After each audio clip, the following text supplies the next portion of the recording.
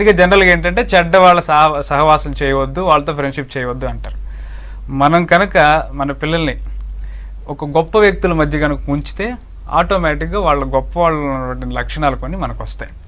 So ఆ వ్యక్తిత్వం అనేది ఏదైతే ఉందో అది ట్రాన్స్ఫర్ కావాలి, ఆ బీయింగ్ అనేది ట్రాన్స్ఫర్ కావాలి అంటే కొంత టైం కావాలి, అంత మినిమం సమయం కేటాయించాలి. ఆ పూర్తిగా ఉన్నప్పుడు పిల్లలు జనరల్గా ఏంటంటే మనం ఏం చెప్తామో అది వాళ్ళు వినే పరిస్థితిలో ఉంటారు. బట్ మనం ఏం చేస్తామో దాన్ని అనుకరిస్తారు, వాళ్ళు చూస్తారు. సో అక్కడ ఫర్ ఎగ్జాంపుల్ మొన్న నేను ఒకటి జస్ట్ ఇలా వస్తూ ఉంటే ఒక ట్రాఫిక్ దగ్గర ఒక పేరెంట్ ఉన్నారు, డ్రైవ్ చేస్తూ ఉన్నారు, పక్కన పిల్లవాడు కూర్చొని ఉన్నాడు, ఆయన ఫోన్లో మాట్లాడుతూ ఉన్నారు.